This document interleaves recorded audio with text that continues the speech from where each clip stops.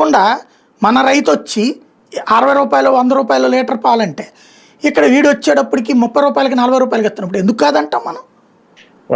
దీనివల్ల 50 కోట్ల జనాభా సర్వనాశనం అయిపోతారు.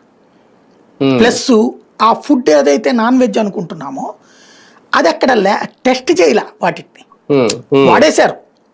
ఇప్పుడు కరోనా టైంలో వాడు వచ్చి మన దేశం మీదకి రుద్దడానికి చూశాడు వాడి వ్యాక్సిన్, మనం ఒప్పుకోలే. ఏమన్నాం, ఇక్కడ టెస్ట్ చేయించమన్నాం.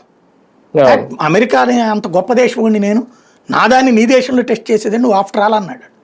సరే ఆఫ్టర్ ఆల్ అయినప్పుడు నా దేశంలో అమ్మకు పోరా అని చెప్పాం. దానికి అప్పుడు రాహుల్ గాంధీ చేత ఒత్తిడి చేయించారు. ములాయం సింగ్ కొడుకు అఖిలేష్ యాదవ్ వీళ్ళందరూ మాట్లాడారు, అంత గొప్ప దేశం నుంచి వ్యాక్సిన్ వస్తుంటే మనం ఎందుకు వాడట్లేదు, ఇక్కడ స్వదేశీ అనే పేరుతో ఎందుకు చేస్తున్నాడని పిచ్చి కూతలు కూశారు వాళ్ళిద్దరు. చివరికి అదేమైంది, మొన్న ఆ కంపెనీనే దానివల్ల సైడ్ ఎఫెక్ట్లు వచ్చి చాలామంది అక్కడ గుండెపోట్లు వచ్చి తలకాయల్లో తేడాలు వచ్చి చచ్చిపోయారు చాలామంది, సైడ్ ఎఫెక్ట్స్. అందుకని ఇప్పుడు ఆ కంపెనీని పోనీ ఏమైనా యాక్షన్ తీసుకున్నారు వాళ్ళు, వాళ్ళ రూల్ ప్రకారం అది లేదు. అది ప్రొడక్షన్ ఉపసంహరించుకుందంట వ్యాక్సిన్, అంతే. ఎందుకంటే దరిద్రం ఏమైనా ఉంటుందా? రేపు అయితే ఇప్పుడు ఈ ఫుడ్ తినేస్తాం, మనకి ఇప్పుడు మనం తినే ఆహారమే మన మెదడుకి ఉపయోగం, మన ఆలోచన తీరికి ప్రయోజనం.